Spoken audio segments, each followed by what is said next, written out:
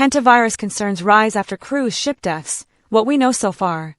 A rare but deadly virus has recently captured global attention after a suspected outbreak aboard a cruise ship led to multiple deaths and serious illnesses. Health experts are now working to understand how hantavirus, a rodent-borne disease, appeared in such an unusual setting. A disturbing situation at sea. The alarm was raised after at least 3 passengers died, and several others fell ill aboard a cruise ship traveling in the Atlantic Ocean near Cape Verde. Investigations led by the World Health Organization, WHO, confirmed at least 1 case of hantavirus, while several others remain under review. The ship, carrying passengers from multiple countries, was forced to halt operations while authorities assessed the situation and coordinated medical evacuations for critically ill individuals. Although outbreaks on cruise ships are not uncommon, hantavirus is extremely rare in such environments, making this case particularly concerning. What is hantavirus? Hantavirus is a group of viruses typically carried by rodents such as rats and mice. Humans usually become infected through contact with rodent urine, droppings, or saliva, often by inhaling contaminated particles. The virus can lead to severe illnesses, including hantavirus pulmonary syndrome, HPS, which affects the lungs and can become life-threatening within days.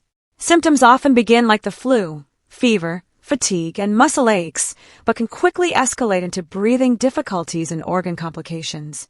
Why this outbreak is unusual. Health experts say that cruise ships are not typical environments for hantavirus transmission. The virus is most commonly associated with rural or outdoor settings where people may come into contact with rodents. In this case, investigators are exploring several possible explanations. Exposure to infected rodents either on board or during shore excursions, environmental contamination in storage or ventilation systems, the possibility of rare human-to-human transmission, though this is extremely uncommon. The long incubation period of the virus, sometimes weeks, makes it difficult to pinpoint exactly where exposure occurred. Public risk remains low. Despite the alarming nature of the outbreak, health officials emphasize that the risk to the general public remains low. Hantavirus does not spread easily between people, unlike viruses such as COVID-19. Most infections occur through direct environmental exposure, meaning everyday travelers are unlikely to be affected unless they come into contact with contaminated areas. Prevention and awareness. Experts recommend basic precautions to reduce risk. Avoid contact with rodents and their droppings. Maintain hygiene in enclosed or unfamiliar environments. Seek medical attention if flu-like symptoms worsen rapidly. Since there is no specific cure or widely available vaccine, early detection and supportive medical care remain the most effective ways to improve outcomes. A wake-up call for travel safety. This incident highlights how even rare diseases can emerge in unexpected places.